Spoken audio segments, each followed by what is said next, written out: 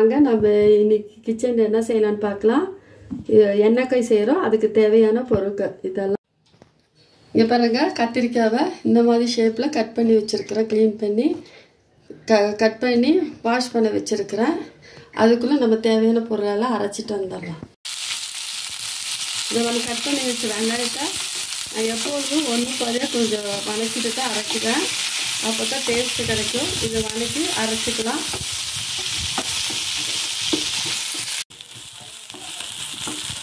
இந்த அளவுக்கு வதக்கிக்கிட்டு 2 பல்ஸு சுற்றி எடுத்துக்கலாம்.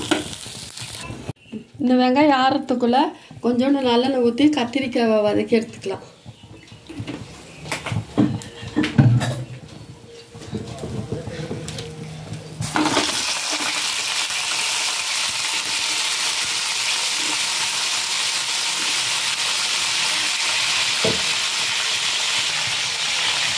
அது கூட ஒரு ஸ்பூன் மிளகாத்தூள் போட்டு கத்திரிக்காய் நல்லா வதக்கிக்கலாம்.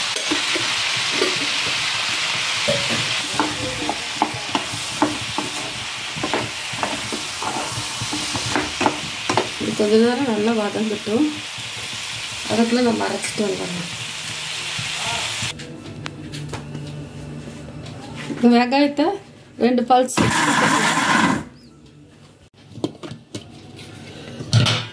இந்த அளவுக்கு 2 பல்ஸு சுற்றிக்கலாம். ரொம்ப மைய அரைக்க வேண்டாம். இந்த மாதிரி குறைன்னு சுற்றிக்கலாம். அதே ஜாரில் நம்ம எடுத்து வச்சுருக்க காஞ்ச மிளகா, கொஞ்சோண்டு தேங்காய், ஒரு பிஞ்சு பட்டை, ஒரு துண்டு ஜாதிக்காய், 2 ஸ்பூனு சீரகம், 1/2 ஸ்பூனு சோம்பு இதெல்லாம் போட்டு அரைச்சிடலாம்.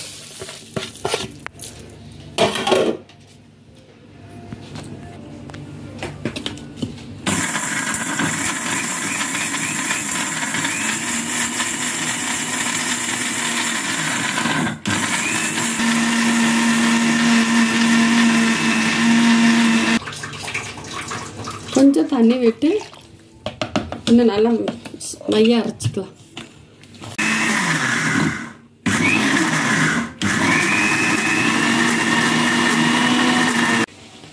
ஒரு மீடியம் சைஸு 3 தக்காளி போட்டு அரைச்சி எடுத்துக்கலாம்.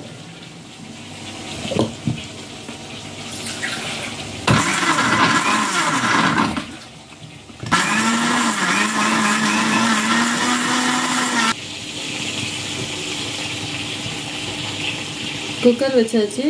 கொஞ்சம் நல்லெண்ணெய் ஊற்றிக்கலாம் தாளிக்கிறதுக்கு. நல்லெண்ணெய் வந்து டேஸ்ட்டும் இருக்கும், உடம்புக்கு நல்லது. அதனால் இந்த எண்ணெய்க்காய் வந்து நல்லெண்ணெயில் எடுத்து செய்கிறோம். எண்ணெய் காய்ட்டும். இந்த நல்லெண்ணெய் வந்து நல்லா காஞ்சின பிற்பாடு கடுகு நல்லா காய வச்சுக்கோங்க. இல்லைன்னா எண்ணெய் ஸ்மெல்லு வரும். ஒருத்தருக்கு பிடிக்கும், ஒருத்தருக்கு பிடிக்காது. அதனால் நல்லா முறிய வச்சுட்டு கடுகு போட்டாச்சு.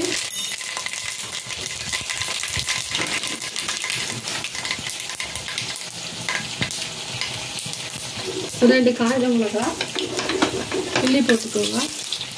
அதுக்கப்புறம் நம்ம அரைச்சி வச்ச வெங்காயத்தை போட்டுக்கலாம்.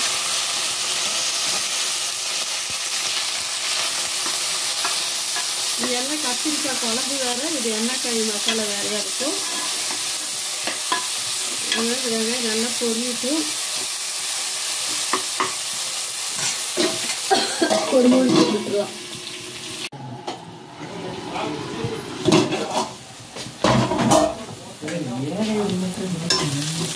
இந்த அளவுக்கு வெங்காயம் கொஞ்சம் 2 டேபிள் ஸ்பூன் இஞ்சி பூண்டு பேஸ்ட் போட்டுக்கலாம். போட்டு இது நல்லா பொரிய விடலாம். ராஸ்மெல் போகிற வரைக்கும் நல்லா பொரிய விட்டுலாம்.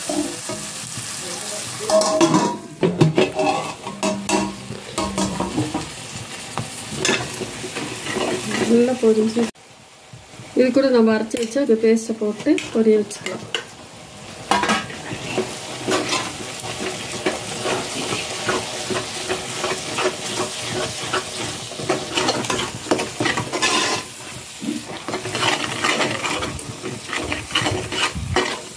நல்லா மிக்ஸ் பண்ணிவிட்டு நல்லா எண்ணெய் பிரிஞ்சு வர வரைக்கும் பொரிய விடலாம். அதுக்குள்ள நம்ம இது கூட கொஞ்சம் மஞ்சத்தூள் உங்களுக்கு எவ்வளோ தேவையோ அதில் போட்டுக்கணும். போட்டு இது எப்படின்னா பாஸ்மதி போகிற வரைக்கும் கொஞ்சம் பொரிச்சு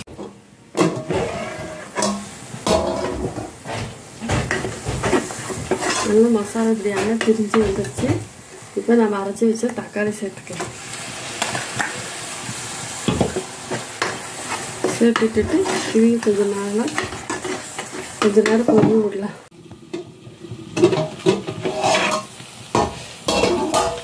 பாருங்க நல்லா எண்ணெய் பிரிஞ்சு வந்திருக்கு. அதுக்கப்புறம் நம்ம அரைச்ச அந்த ஜாரில் தண்ணி ஊற்றி அந்த தண்ணியே போதும், வேஸ்ட் பண்ண வேண்டாம். இது ஊற்றினாலும் நல்லா டேஸ்ட்டாக தான் இருக்கும்.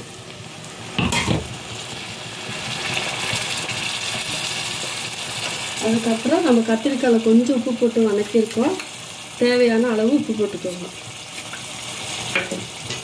உப்பு போட்டுட்டு நம்ம கொஞ்சம் கரைச்சி வச்சுருக்கோம் புளி, அது ஊற்றிடலாம்.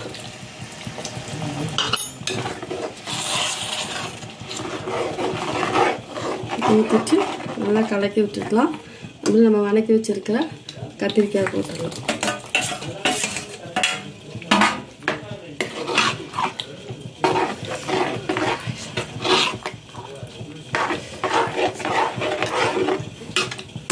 போட்டுட்டு இது கொஞ்ச நேரம் வேக வச்சு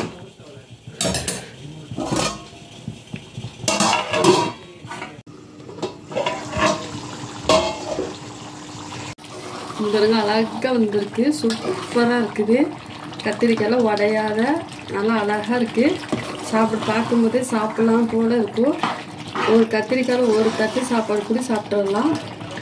நீங்களும் செஞ்சு பார்த்து சாப்பிட்டுட்டு சொல்லுங்கள். ஆனால் இது நல்லெண்ணெயில் செஞ்சால் தான் நல்லா இருக்கும் உடம்புக்கும். எண்ணெய் ஆயில் ஒன்றும் ஆகாது. செஞ்சு சாப்பிட்டு பார்த்துட்டு கமெண்ட் பண்ணுங்கள், லைக் பண்ணுங்கள், ஷேர் பண்ணுங்கள். தேங்க்யூ.